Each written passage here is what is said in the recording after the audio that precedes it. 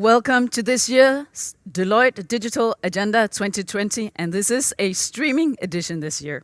My name is Christiane Wiliot, and I am your host through this series of inspirational, entertaining, and very exciting keynote talks. We have the best people for you today.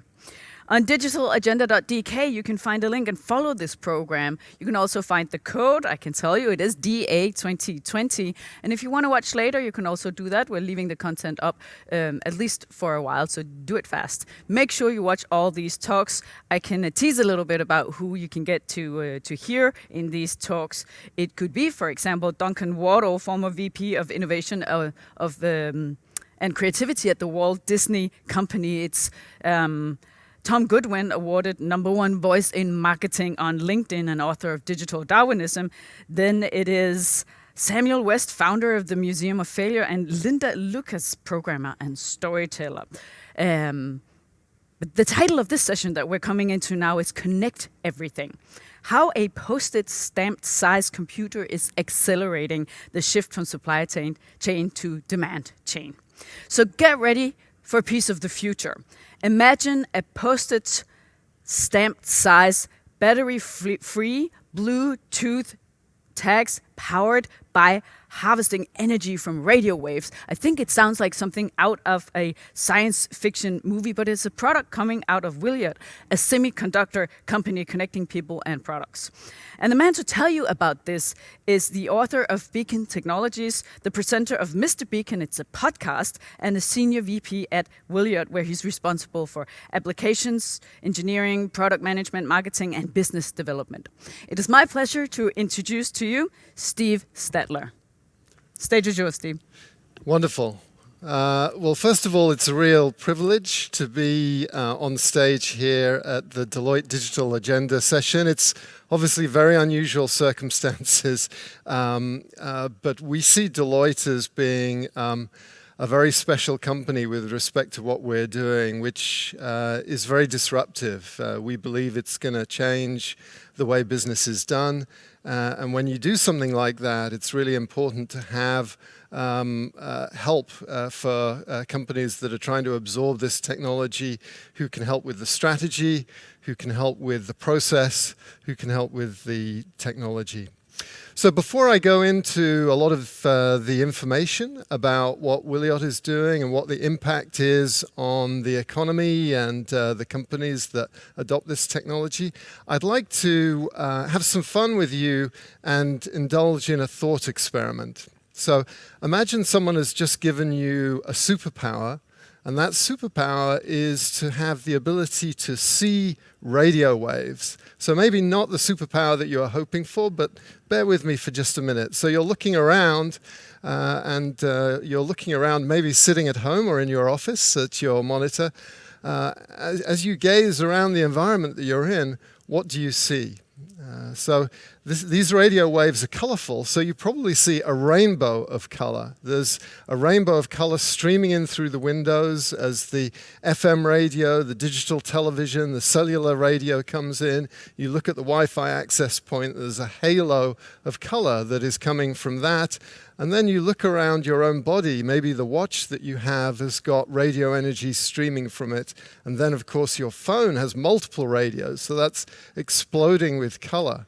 So we're surrounded by this sea of energy that's just waiting for somebody to tap into it. And that's exactly what Wiliot is doing. We are capturing, we're harvesting, we're recycling the energy that surrounds us, and then we're using it to power a computing device that can securely connect, that can sense, that can compute, and then can communicate with the Bluetooth infrastructure that surrounds that. And in doing that, we are taking the cost of connectivity from hundreds of dollars to tens of cents. Our mission is to enable people to connect with products for less than 20 cents. And if we can do that, then we can really go from an Internet of Things, which is really an Internet of expensive things, to an Internet of everything, and a mission to connect everything that's important to us.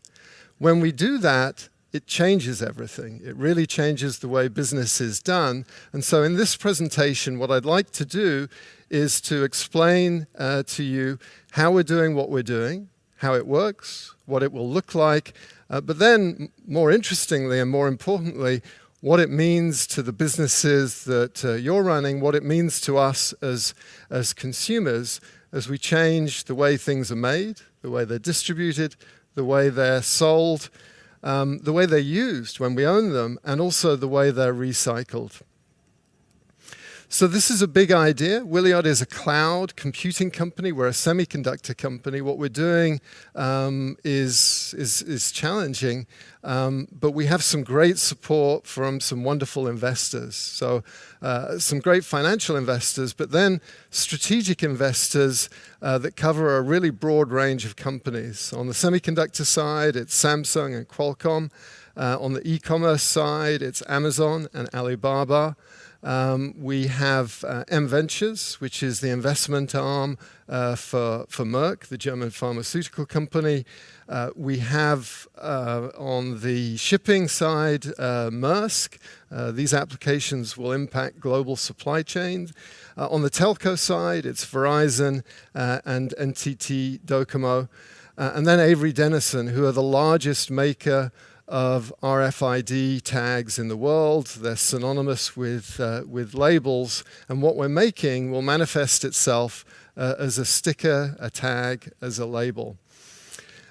And this is what it will look like, a postage stamp-sized computer that powers itself by harvesting radio waves. And I'm actually holding one of our early products here, and you can see it's about 2.5 centimeters wide by 2 centimeters high.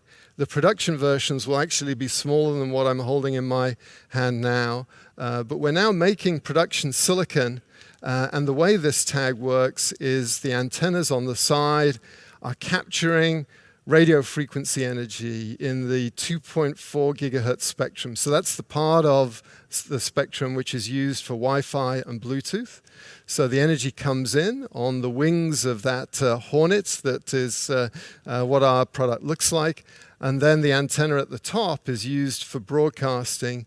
And we broadcast a standard Bluetooth low energy advertising packet that can be understood by any Bluetooth device, including the one that may be in your hand, your pocket, or your purse.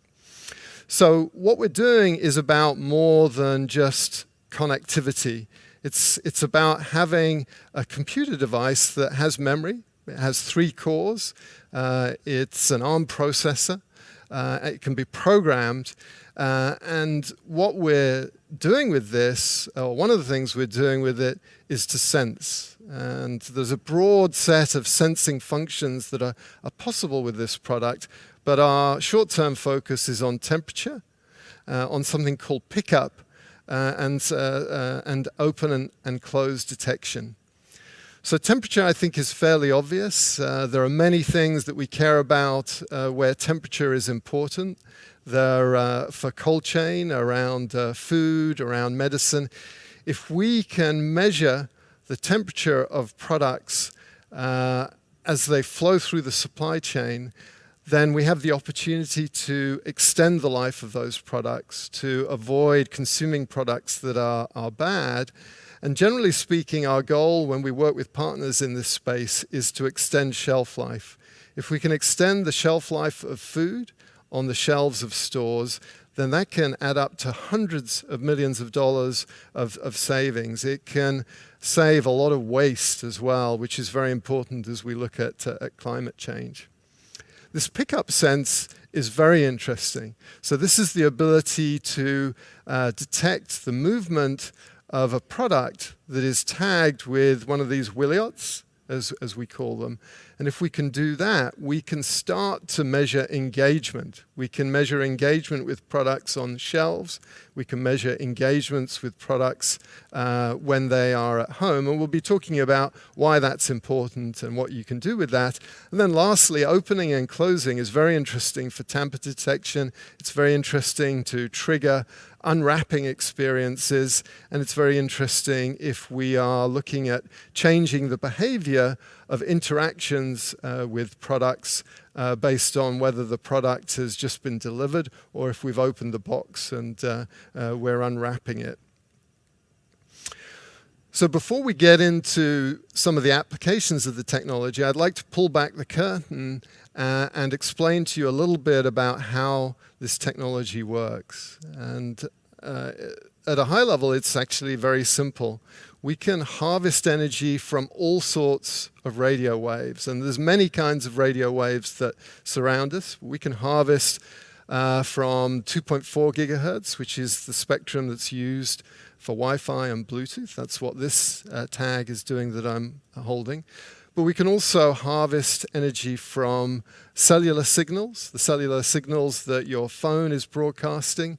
And we're also working on harvesting the FM radio signals. And FM is a really wonderful source of energy because it's pervasive. Pretty much wherever there are people, there's FM energy. And so this is what we describe as the energy network that we harvest from. There's a second network, which is the broadcast network. So these tags are constantly harvesting and broadcasting. And when they broadcast, the signals can be read by phones, by Wi-Fi access points, but also by smart appliances. The speakers, the smart speaker. So imagine having a conversation with Alexa, who's helping you put together the piece of furniture that was delivered, or advising you on the regimen for taking the medicine that you've just received. But there's also Bluetooth in other places that you maybe don't think of straight away, like light fixtures. There's a systemic move away from tungsten lighting to LED lighting because it's cheaper, it's more sustainable.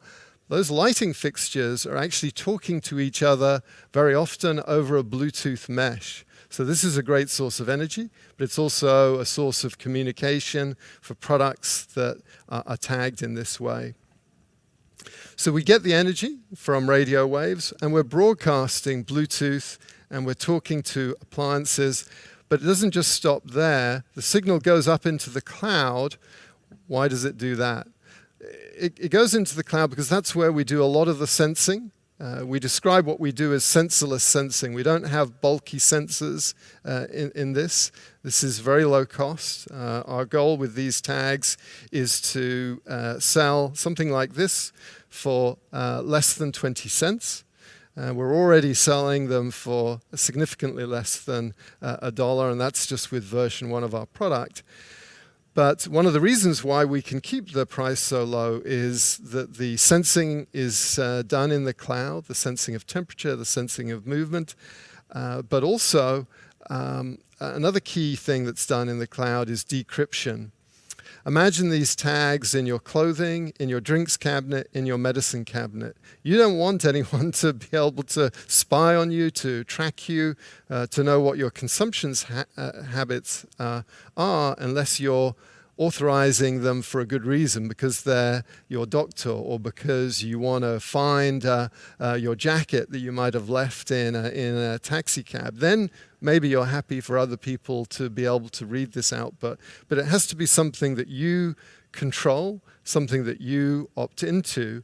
And in order to enable that, everything that we broadcast is encrypted. It's encrypted, and it's then re-encrypted for every packet that is broadcast. So every packet is different. So if you have some packaging or some products, some clothing that has these tags in, if someone's observing and looking at the transmissions, they won't know if there's 1 tag, 100 tags. It'll really seem like white noise unless they have your permission to decrypt the output from these tags, and that is one of the things that's done in the cloud.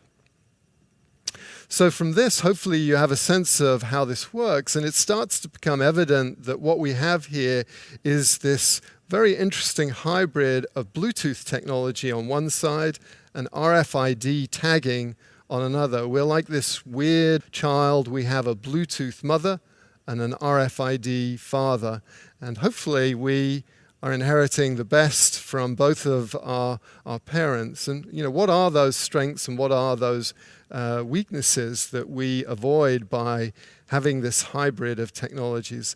On the Bluetooth side, then I think it's fairly obvious. We have an infrastructure that surrounds us. In the past, when people have tried to associate a digital ID with a product using RFID, the tags have actually been getting down to a very low cost. They're racing down towards a single cent for an RFID tag. But the challenge with RFID is the cost of the infrastructure, and that's one of the things that has held back the proliferation of that technology. But with Bluetooth, we all have a Bluetooth reader that we have with us. It's not an incremental purchase. Very often, the scanners that are used in an industrial setting to scan the QR codes that are becoming ubiquitous, the barcodes that are printed on products, they're actually Android devices that have a Bluetooth radio and already able to read the output from tags like ours. The other thing that Bluetooth has going for it, which is less obvious, is the fact that the interactions require nothing from the user. So typically with a QR code, with an NFC tag or an RFID tag, you're relying on someone scanning or tapping.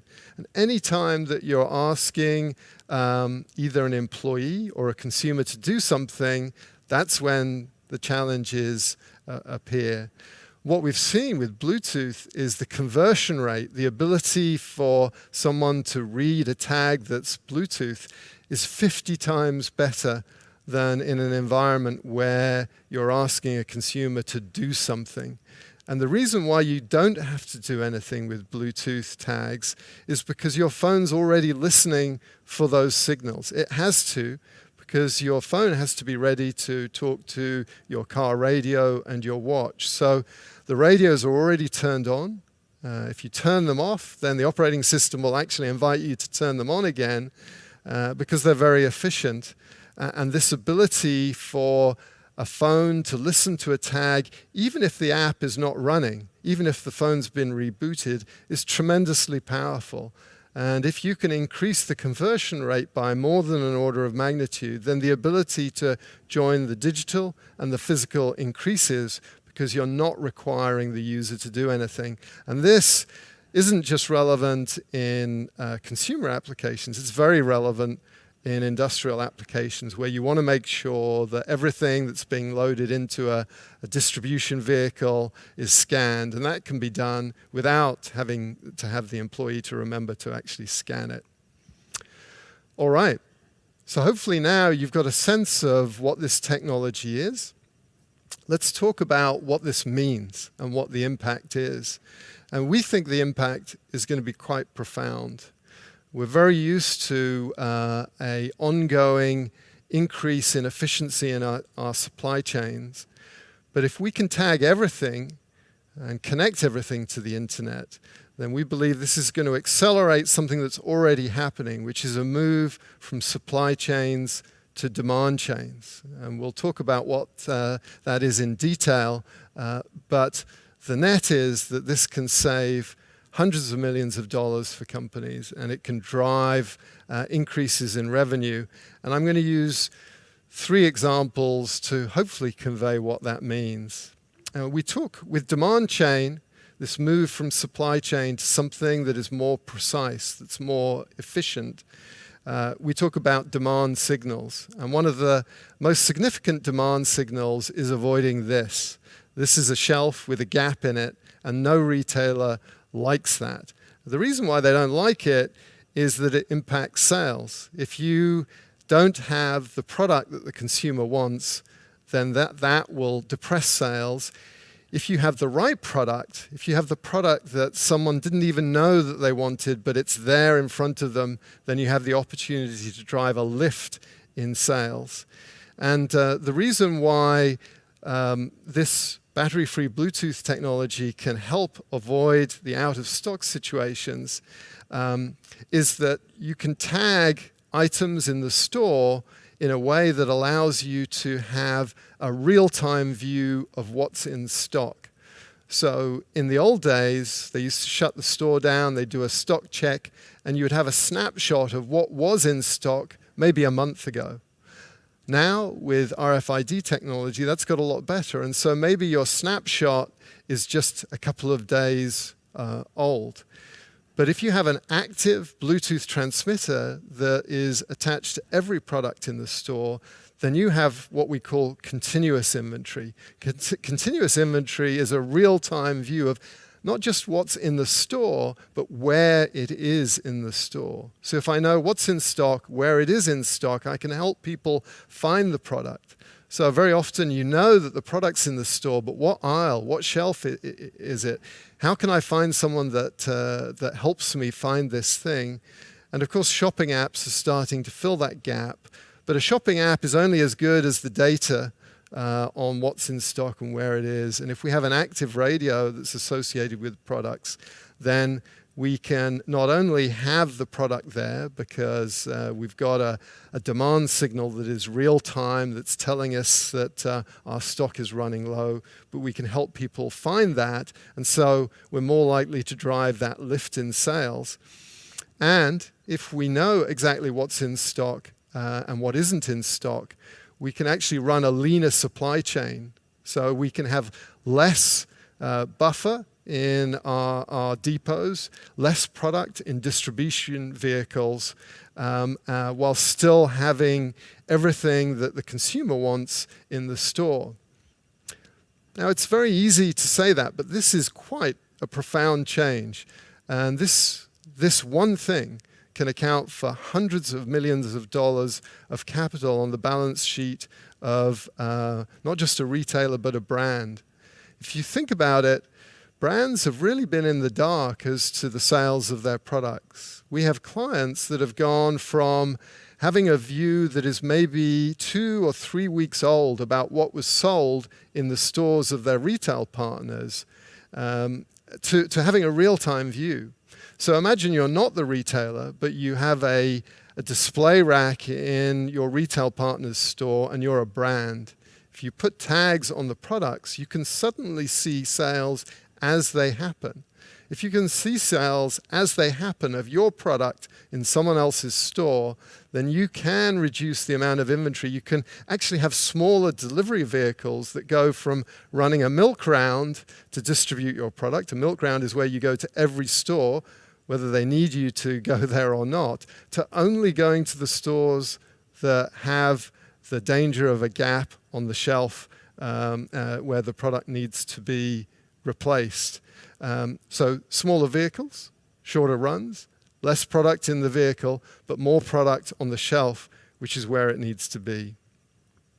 So that is demand signal number one. But if we have a computer that's associated with a product, we have a second demand signal, which is understanding the physical interactions with a product. And we call this pickup sensing. And if we have a pickup sensor that's associated with a product on a shelf, we can understand if people are interested in it or not. So imagine these tags are on a fashion item. You've just run a promotion. How effective was that promotion? If I can measure if someone picked up this sweater that I was just advertising, then I have the kind of information that typically I would see in one of these things, which is a web analytics dashboard. And we have a real possibility of using web analytics, but applied in a retail context to understand the effectiveness of our promotions. And then it becomes very interesting. Okay, our promotion got people to pick the product up, but then we can start to look at the conversion rate from pickup to purchase. And that tells a lot about the quality of the product. And we may find that a lot of people picked up the red sweater, but only 10% of them bought it. But less people picked up the black sweater, so maybe our promotion of the black sweaters wasn't so good, but 50% of them bought it. That's the kind of information that simply hasn't been available to us outside of the web context, but now it can be. So the last demand signal that I want to talk about is actually going beyond the store into the home. So imagine these tags are on a bottle of cognac. Imagine they're on a bottle of medicine. Imagine they're on a bottle of shampoo. You have the real prospect of actually going from a one-off purchase to a subscription. So the prospect of subscribing to Scotch is real if you can measure someone's interaction with the bottle. And if we do that, then you can be assured that you'll never run out of your favorite drink, which makes, if I'm a keen consumer of that beverage, then that makes me happy. And it certainly makes the company that is producing the product happy if they can understand the impact of what they're doing in terms of packaging and promotion and the product itself. They can measure the impact on your consumption. And we see a future where Nielsen ratings go from rating who's watching a particular TV show to a Nielsen ratings of who's actually consuming products in real time. And that consumption, that usage may apply to apparel. So imagine the executives who work for a company that makes apparel rushing into the office, looking at the dashboard, and they can say, hey, this weekend was a really great weekend for the blue turtleneck sweaters that we have. Everyone was wearing them, and maybe that was because of a change in temperature or an advertising promotion. We go beyond, oh yeah, we managed to sell someone a product, to, oh yeah, we sold this product, and actually people love it because they're using it. The difference between purchasing and knowing whether that represents a like and consumption is quite a profound one.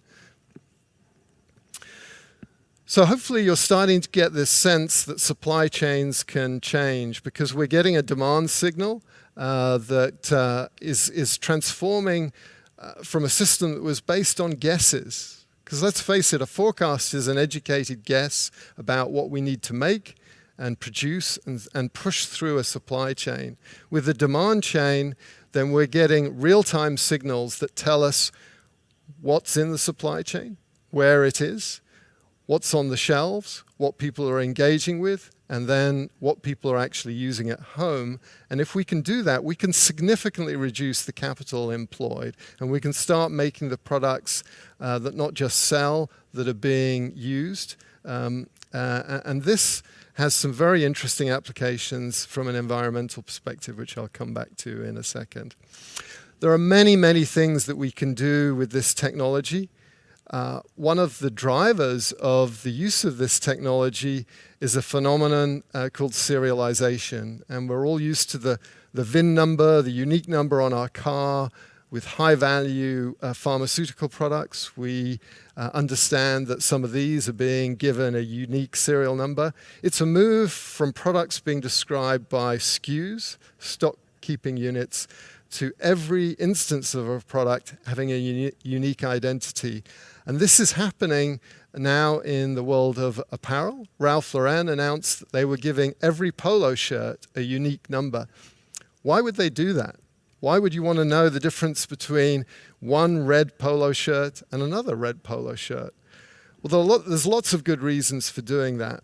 One of them is anti-counterfeit. If there's a digital identity associated with a product, then I can know if it's the real thing, and if it's a premium product that I'm paying for, that's important to me as a consumer. It's also very interesting to avoid grey market detection, to detect product diversion. And this is something that's a concern for brands across many different industries. If you're making a product for the US market, an item of clothing that's a fashion product, you can expect a lower price than if it's sold in Tokyo, where, say, a Calvin Klein or a Ralph Lauren shirt can really be sold at a premium. And what brands want to avoid is that the middlemen that buy and sell these are working the system. And so this detection of grey market is as important to them as the detection of fake products. So those are some of the things that we see digital IDs being used in the manufacturing side. On the distribution side, it's about understanding where product is in the supply chain, avoiding theft of those products. If we have a digital ID that's constantly broadcasting and the product falls off the back of a lorry, as we say in the UK, we have the opportunity to do lost and found, not just of jackets that get left in bars and taxi cabs, but products that find themselves disappearing. They call it shrinkage from the delivery system and also from the store. Anti-theft is a very tricky thing, and the idea of having a minimum wage store associate tackling a shoplifter as they run out of the door is very challenging from a safety and liability perspective. But if you can track that product as it finds its way to the thief's the home, then you have another way of avoiding the shrinkage, which is so much of a burden on brands and retailers. Some of the use cases that I think are most fun to think about are when we start connecting everything in the home. So imagine this, you're washing your clothes, you stuff them in the washing machine, and the washing machine tells you that there's a problem. You've got your whites and your reds mixed in the load and the temperature's wrong. Now this sounds fanciful, but if you think about it, a lot of appliances are already being connected to the internet. Most new fridges and washing machines now have Bluetooth and Wi-Fi. So why not use those radios to actually understand what's inside, to get the temperature settings right, and to avoid the catastrophe of too many pink shirts. One of the things that also excites us is this last phase of recycling. So if we have a digital ID on products as they enter the waste plants that are previously putting things into landfills, we have the opportunity to identify products, to separate them, and to look at the digital passport that defines the kind of fabric and products that are used in their construction. And from that, we can do a much better job of recycling. But maybe more profoundly, if we're going to design a circular economy, we have this opportunity to give a second life to products. We can start to understand the provenance. Who was wearing this product? How often was it worn? And if we can understand that, then there's the opportunity for us to clean out wardrobes, to have a message go to someone and say, hey, do you realize that half of your wardrobe has clothing in that you haven't worn for 2 years? There's an opportunity to clear it out. Maybe you donate it. Maybe you resell it. Maybe we start to broker apparel in a way that gives it a second life. So I'm going to wrap up now with one last thought, which is the fact that what we're doing, we can't do alone. So we've started a program called Works with Wiliot. And we already have some amazing partners in it that make the tags that take our chip and turn it into something that can be washed and put into clothing, that can be manufactured to the right shape and specification to last a month or to last 10 years. But also the infrastructure, the readers from the likes of HP Aruba using the Bluetooth radios that are already in their products to read our tags, and the software that's very important to actually keep track of this and integrate these digital IDs with the legacy systems that need to track the way products are being made, distributed, sold, used, and recycled. So thank you very much for your attention. It's been a real pleasure and a privilege to be here. Hopefully what we've been talking about has posed a lot of questions, and I can't think of a better environment to be in than with Deloitte, who specialize in answering very challenging questions, understanding what they mean to companies from a strategic perspective, and helping to join up the different things that can be connected and making this vision of connecting everything a reality. Thank you very much, Steve. I have a question for you. To deliver great and personal services, of course, you need to have a lot of data. That's paramount. but also we want to protect our privacy. Yes. We want to make sure that the consumers are also safe with their privacy. Can you talk a little bit about that? Yes, privacy is paramount because unless we have trust, then this system's not going to work. And for us, it's super important because we all have a Bluetooth reader in our purse or in our pockets. And that's really why we decided to encrypt every tag, the output from every tag we made. And we've had offers of orders for literally billions of tags if we didn't encrypt, and we've said no, because we think that that would be a death sentence to this ecosystem. So to enable the trust that is essential, then we have to stick to the letter of the GDPR law. And so it's really about consumers not opting out, but opting in to have this data used. And we feel like if we focus on applications that really help them, so we didn't even talk about the medical applications of tags that can measure glucose monitoring, of being able to find not just lost clothing, but lost passports, or even settling what happened to that odd sock that went missing. If we can actually add value in fun ways and meaningful ways, then we think we'll have the right balance between value and what's required to manage I have to say, Steve, if you can solve the problem of socks gone missing, that would be solving a very big problem to very many people. Thank you so much for your talk today. Oh, Thank it's you. a pleasure.